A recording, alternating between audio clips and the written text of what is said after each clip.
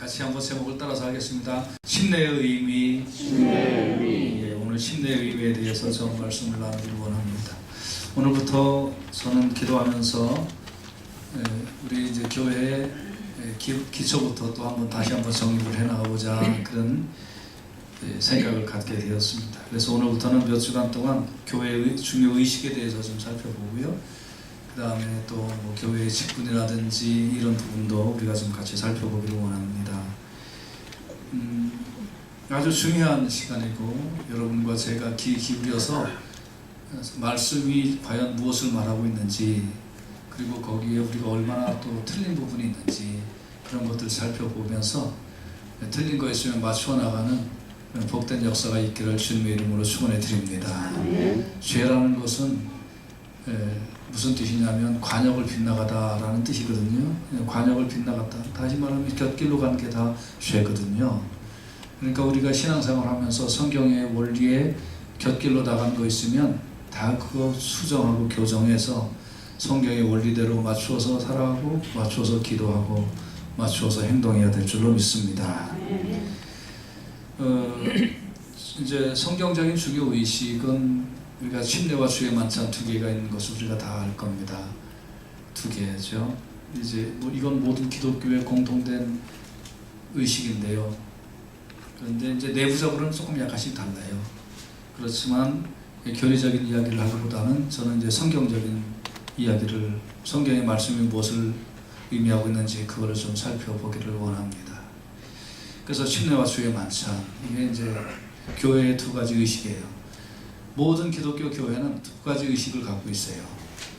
두 가지 의식, 그거는 침례와 주의 만찬이에요. 이 두 가지는 우리가 상식적으로 또 기억을 해야 되겠죠. 뭐와 뭐라고요? 침례와 주의 만찬이 있습니다. 근데 이제 가끔 어떤 분들이 질문을 해요. 목사님, 근데 침례는 뭐고 세례는 뭡니까? 근데 사실 여러분, 이 마태복음 3장 16절에 보면 예수께서 침례를 받으시고 곧 물에서 올라오실새 하늘이 열리고 하나님의 성령이 비둘기같이 내려 자기 위에 임하심을 보시더니, 그래서 물에 잠겼다가 올라오는, 다시 말하면 물속에 이렇게 들어갔다가 나오는 의식이니까 침례가 맞거든요. 그리고 또 성경은 이게 뱁타이조라고 써 있어요. 무슨 뜻이냐면 물에 잠기다라는 뜻입니다. 그렇기 때문에 침례가 맞아요.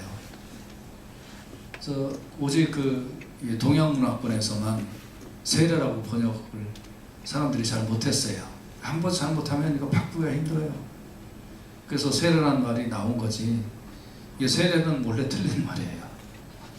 그래서 세례를 행하는 교단이라 할지라도 미국 교회들은 침례라고 읽어요. 뵙티즘이라고 읽어요. 그러면서 세례를 약식으로 할 뿐이지 읽는 것 자체는 침례로 읽어요. 뵙티즘으로 읽어요. 그렇기 때문에 세례라는 말 자체는 이건 사실 없는 말이다. 틀린 말이다. 이렇게 여러분이 아셔야 되고, 그리고 예수님도 침례를 받으셨고 다 침례를 했죠. 성경에서는.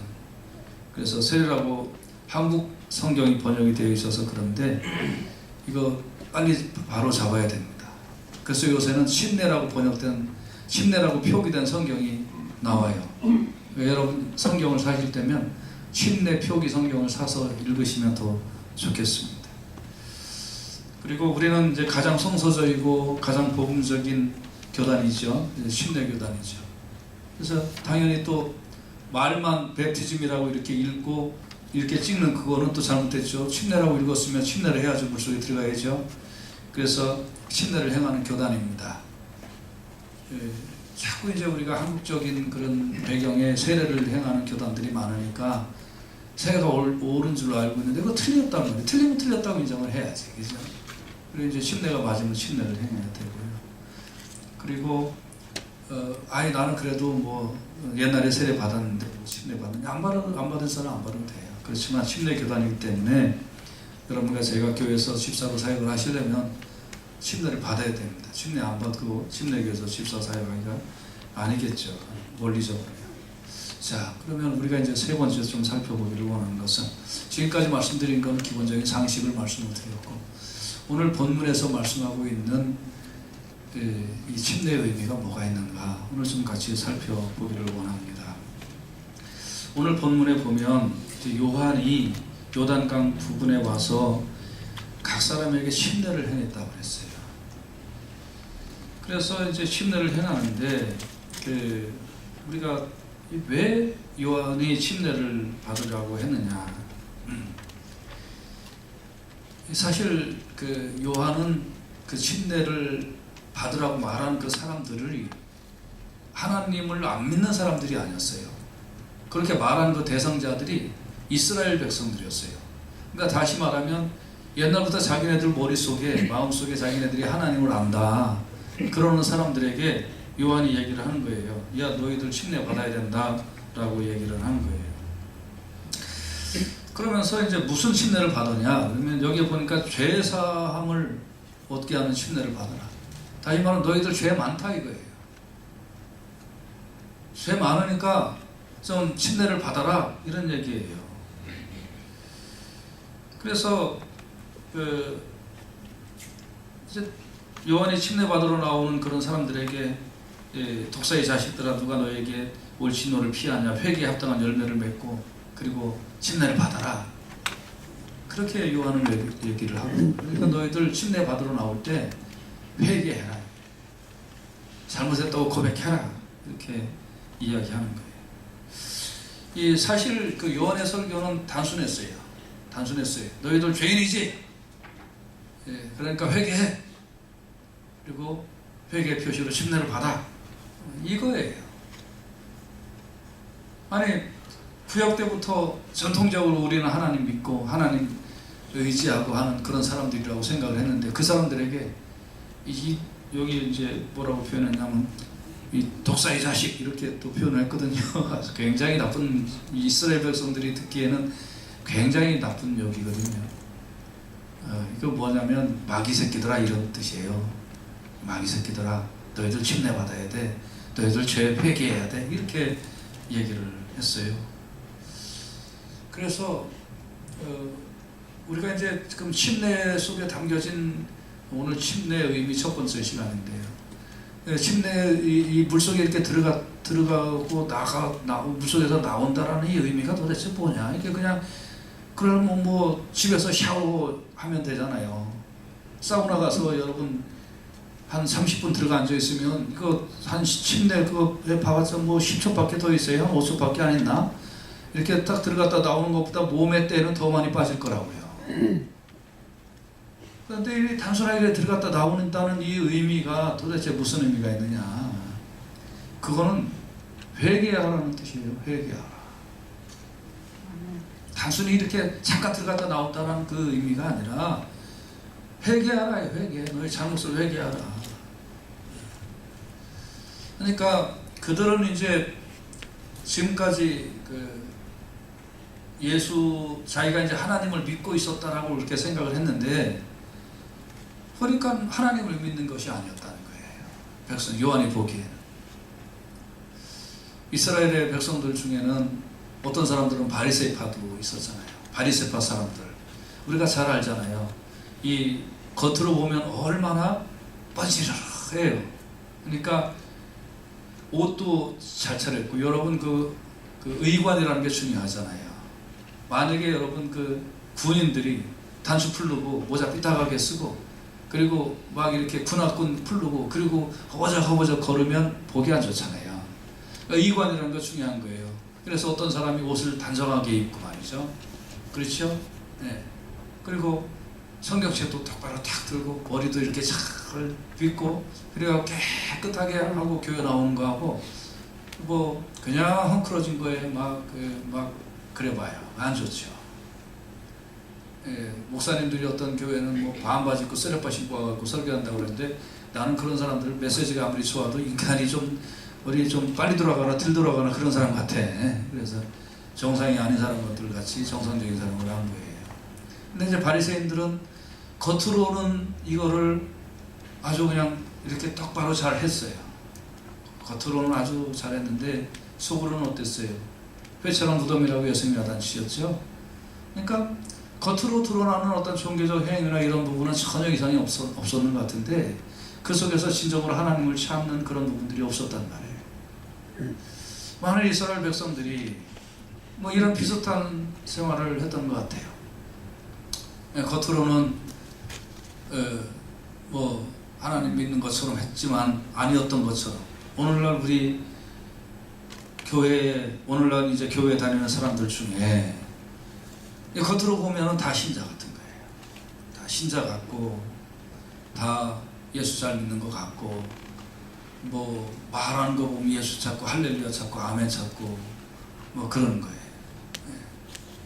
얼마 전에 잠깐 좀 잠이 안 와가지고 유튜브를 잠깐 봤는데 한 3분짜리 마술하는 뭐 영상이 나와 있는데 뭐 이렇게 마술해서 성공을 하니까 그 이제 사회 보는 사람이 미국 사람이죠. 당연히 미국 방송인데 할렐루야 그러더라고요. 여러분 마술하는데도 할렐루야라고 그래요.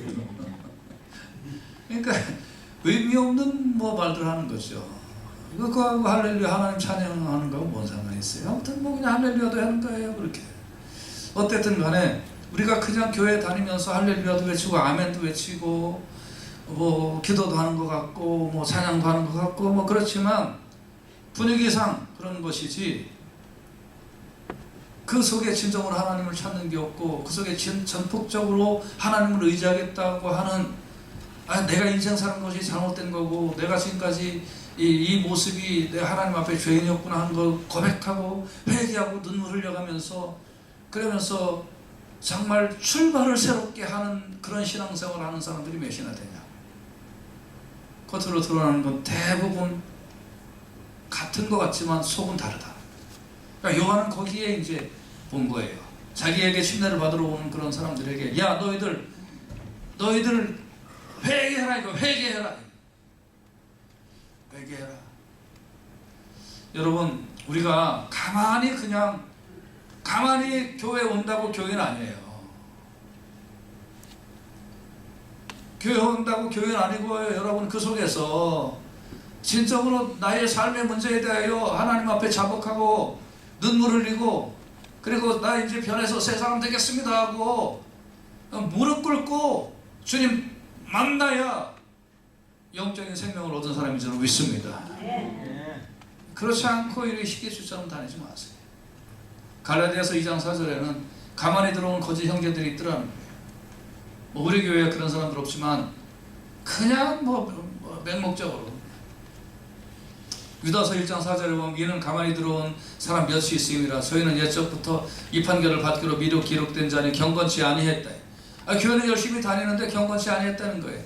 하나님의 은혜를 도리어 세국거리로 바꾸고 교회는 열심히 다니는 것 같은데 이거 완전히 생활을 보니까 이거 개차발 같다는 거예요. 홀로 하나이신 주제 곧 우리 주 예수 그리스도를 부인 교회 다니면서도 예수 믿는 게 뭔지 몰라. 교회 다니면서 그런 사람들이 있더라 이러는 거예요. 그리고 이런 사람들이 이제 시간이 지나가면 뭐 집사가 되고 장로가 되고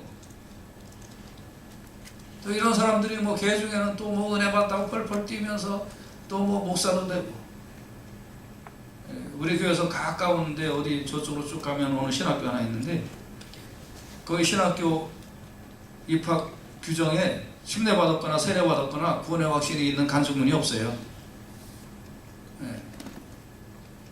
황당하게도 몇 년 전에 어떤 사람이 한국에서 온 지 3주 됐는데 저한테 왔어요. 그래서 어떻게 왔냐 그랬더니 어떤 사람이 저를 소개해서 목사님 뵈러 왔다고 그래서 알았다. 그건 알았는데 왜 왔냐 그랬더니 자기가 저쪽에 있는 신학교 가려고 하는데 입학원서 써주세요. 그래서 추천서 해주세요. 그래서 당신 예수 믿냐 그랬더니 아니요. 지금 교회 다니냐? 안 다닌대요. 교회도 안 다닌대요. 당신 구원 받았냐 그랬더니 그런 거 모른대요. 교회 한 번도 나가본 적이 없대요. 근데 왜 신학교 가려고 그러냐 했더니 신분 유지하려고 한다는 거예요. 저한테 실제로 있었던 일이에요. 그래서 난 안 써줬어요.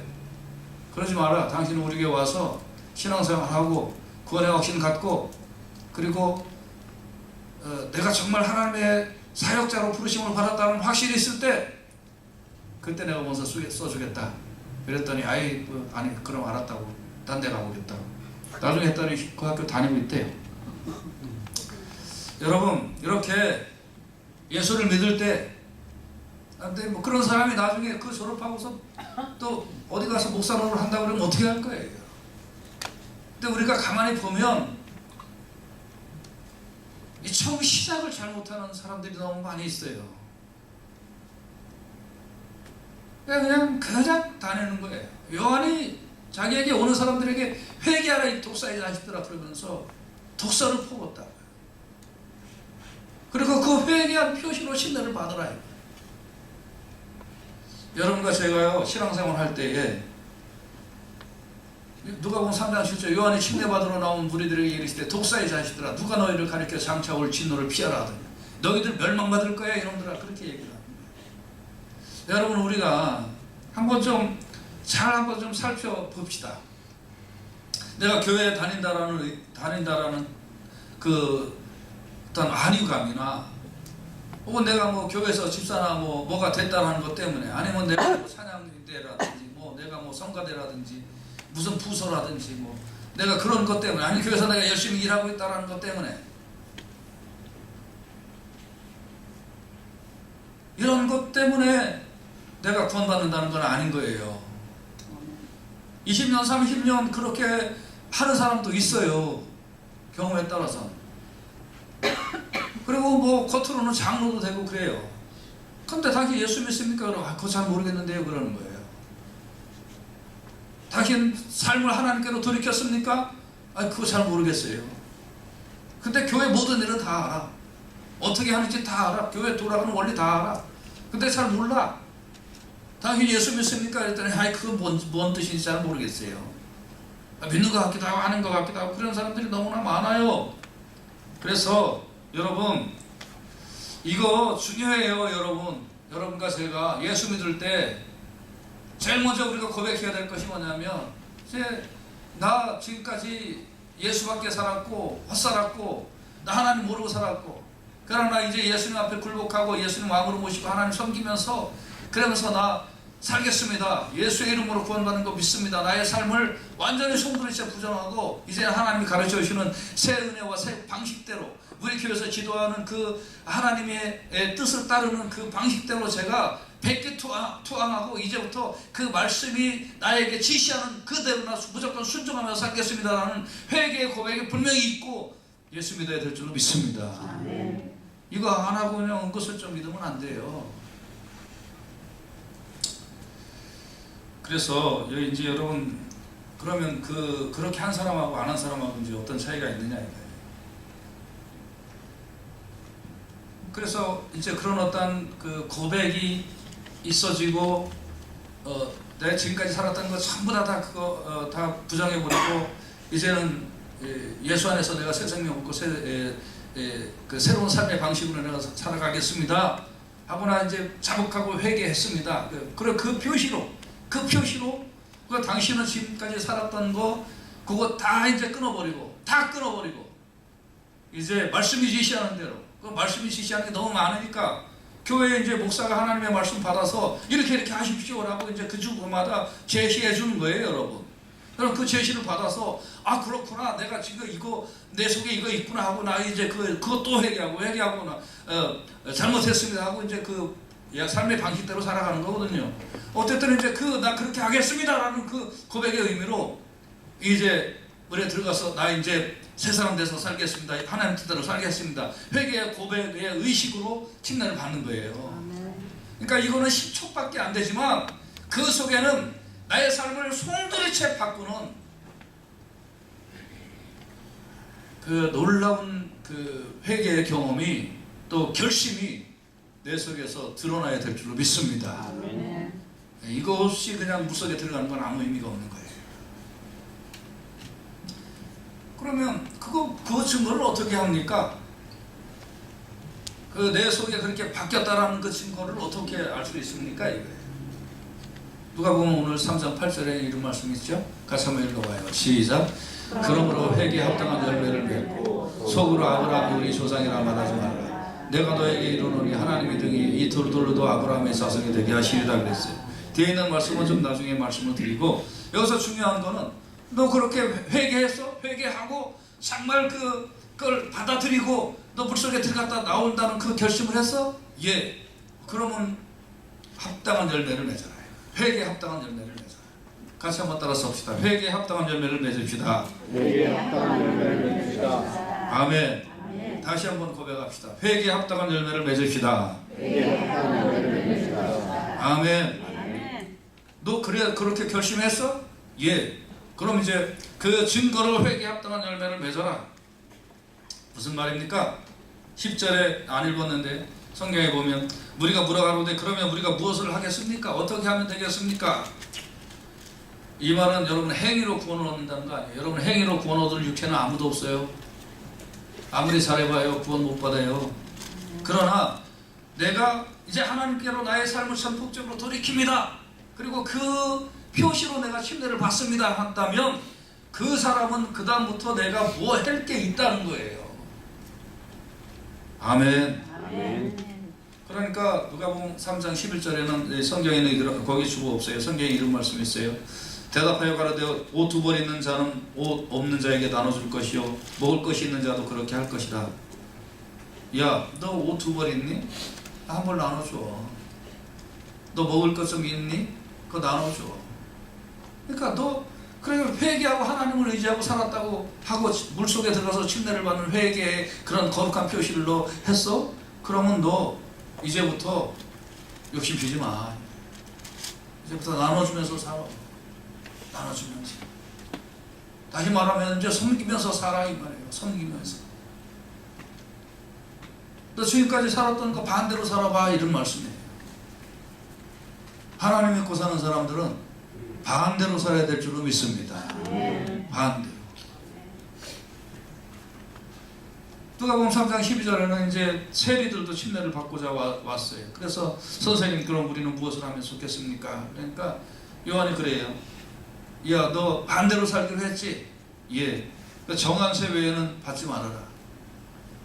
이 말은 무슨 말씀이냐면 그 당시에 이제 세리들은 로마 정부에서 요쪽 구역에서는 10,000불 받아라, 요쪽 구에서는 20,000불 받아라, 뭐 이런 식으로 아예 그냥 할당량을 정해줬어요. 그럼 이제 그 세무 공무원이라고 해야 되나 뭐 이런 사람들이 여기에서 10,000불 받으면 되는데 20,000불, 30,000불 받고 나머지는 내가 가졌어요. 그게 그냥 통하던 시절이에요. 여기 20,000불 받아라 요 구역에서는 그러면 50,000불, 60,000불 받고 그 20,000불만 올려버리면 되고 나머지는 내가 가지면 되는 거예요. 그러니까 세무공무원이라는 이 세리라는 이 직책이 그 당시에 세상적으로 말하면 인기짱이었어요. 왜? 뒷돈 챙길 수 있으니까. 여러분 뒷돈 챙길 수 있는 직업이 아주 좋은 직업이잖아요. 그죠? 그러니까 얼마나 이게 인기짱이었는 직업인지 모르는 거예요. 그런데 정한세 외에는 받지 말아라. 이거 여러분 얼마나 힘든 일이에요. 얼마나 힘든 일이에요. 또 군병들이 또 왔어요. 우리는 어떻게 하면 되겠습니까? 사람들에게 강포하지 말고 무서워하지 말고 받는 봉급을 족한 줄로 알아라. 군병들은 칼을 차고 있었잖아요. 우리 옛날에 한국에서 다 경험했던 일들이지만 고속도로를 이제 신나게 달리다 보면 그러면 이제 딱 세우죠. 수고하십니다. 그러면 이제 어떻게 해요? 면허증 좀 봅시다. 그렇게 하죠. 면허증 봅시다 그러면 뭐를 보여주면 돼요? 면허증만 보여준다는 사람은 저기 아주 순진하신 분이고요. 면허증 밑에다가 뭐를 집어넣어야 되죠? 예, 뭐를 깔아야 돼요. 깔고 그 위에다 면허증을 보여주는 거예요. 이게 점점 올랐어요. 처음에는 5,000원만 넣어서 했는데 그래서 이제 5,000원 딱 밑에다가 이렇게 딱 집어넣고 면허증 여기 있습니다. 그러면 면허증은 안 보고 밑에 거 딱 하고 수고했습니다 하고 싹 가는 거죠. 그런데 그거 안 하면 어떻게 할까요? 안 하면 큰일 나는 거죠. 우리가 이제 그런 시대를 살았어요. 요즘은 그렇지 않다고 하지만 이 군병들이 이제 그 당시 그랬다는 거예요. 이런 게 통했다는 거예요. 그래 이런 거에 통했던 시절에 난 그거 안 합니다. 그럼 어떻게 될까요? 그럼 이 사람 위에 또 상사가 있을 거 아니에요. 야, 너는 막 왜 그렇게 일해? 너만 뭐 잘났어? 너만 깨끗해? 오늘날로 말하면 왕따 당하는 거래요. 그리고 업무에서 배제시키고 다른 데 집어넣고 뭐 이렇게 해봐요. 여러분, 그런데 이게 회개의 표시라는 거예요.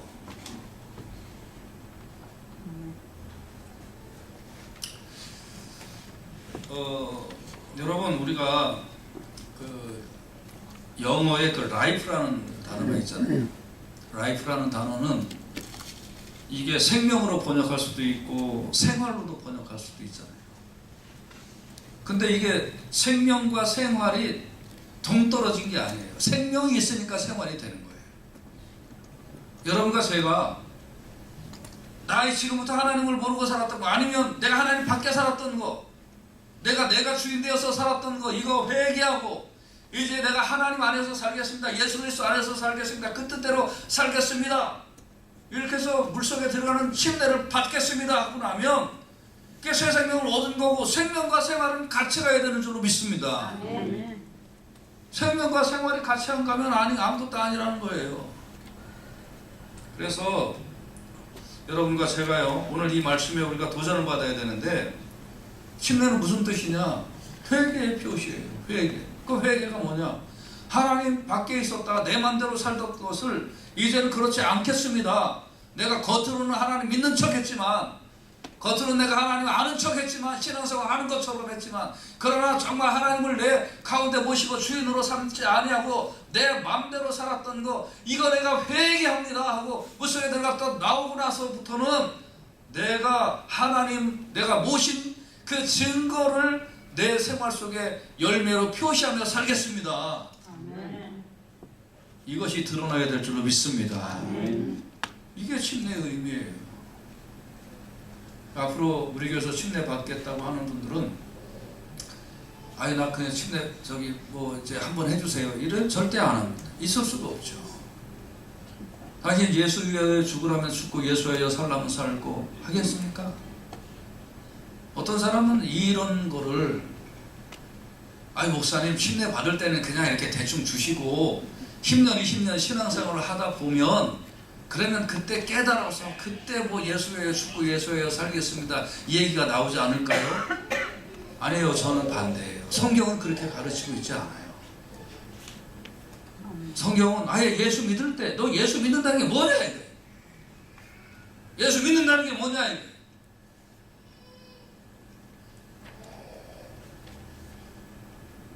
아예 예수 믿고 침례 받을 때부터 나 이제 주님 위하여 죽고 주님 위하여 살겠습니다. 그리고 그 생활의 표시가, 이래서 물에서 나온 순간부터는 생활의 표시가 달라지기 시작하는 생활의 표시가 내 안에서 드러나게 될 것입니다. 이 고백이 있어야 될 줄로 믿습니다. 그래서 갈라디아 2장 20절에는 우리에게 중요한 말씀이 있습니다. 갈라디아서 2장 20절 말씀 같이 한번 읽어봐요. 시작. 내가 그리스도와 함께 십자가에 못 박혔나니 그런즉 이제는 내가 산 것이 아니요 오직 내 안에 그리스도께서 사신 것이다. 이제 내가 육체 가운데 사는 것은 나를 사랑하사 나를 위하여 자기 몸을 버리신 하나님의 아들을 믿는 믿음 안에서 사는 것입니다. 아멘. 여러분, 이 침례가 물속에 이렇게 들어간다는 것이 무슨 뜻이냐면, 나는 예수님과 함께 죽었습니다, 그런 뜻이에요. 나의 옛 성품과 내 옛 생활 방식과 옛 가치관과 모든 거, 나 이제 예수님과 함께 죽어버렸습니다. 물 위에 올라오는 건 무슨 뜻이냐면, 나 이제 예수님과 함께 살았습니다. 예수님이 가자 그러면 가고, 예수님이 하자 그러면 하는, 예수님한테 끌려다니는 내 인생입니다. 이게 침례의 의미예요. 여러분 중에 혹시 나 침례 받았는데 아직도 나 제멋대로 내 인생 살아갑니다, 그러면 다시 받으세요. 다시 정말 고백하고 다시 받으세요. 나 침례는 못 받았고 세례를 받았는데 모르고 받았습니다. 그게 그런 뜻인지 모르고 그냥 하라 그러니까, 좋은 게 좋다고 그러니까 받았습니다. 다시 받았습니다. 다시. 뭐 침례는 뭐 일생 동안에 한 번 받는 겁니다. 물론 한 번 받는 거죠. 모르고 받으면 10번이라도 받으세요. 10번이라도. 나 그런 뜻인지 몰랐습니다, 내가. 그럼 다시 받아야죠. 그런 뜻인 줄 알고 받아야지. 그래서 이제 모든 것 내려놓으시기 바랍니다. 나만이 물속에 들어갈 때에, 요단강물에 들어갈 때에 군복도 벗고 다 하고 알몸으로 들어갔던 것처럼 내가 몇 년 동안 신앙생활을 했는데 나도 알 거 다 아는데 뭐 이런 거 다 내려놓으세요. 요한에게 다가왔던 사람들도 뭐 바리새인들 뭐 여러 종류의 사람들 다 있었어요. 나름으로는 뭐 똑똑하다는 사람들 다 있었어요. 그렇지만 독서를 듣고 회개하고 다 벗어던지고 침례받은 사람들은 침례받았다는 거예요.